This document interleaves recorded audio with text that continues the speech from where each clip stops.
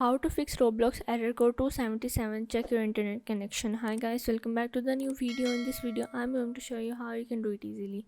So the steps are very easy and simple. So now let's get started. First of all, you have to go on your Windows, and here you have to go on the command prompt, and here you have to add up a text that is ipconfig slash flush dns ipconfig slash release ipconfig. After that you have to simply enter this, and here you have to add the command prompt. Once you add it, you have to again go on the Windows,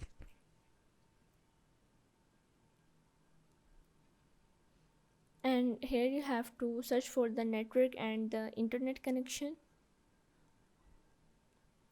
Go on the Windows settings, and here is the option of the network and internet. You have to go on the internet, and here you have to scroll down and click on the internet not connected. Here you have to go on its advanced settings. Here is the advanced network settings, you have to click on it. Now here you have to disable this. After disabling, you have to again add your internet. Once you add it, you have to restart your system or go on your Roblox account, and this is how you can fix Roblox error code 277.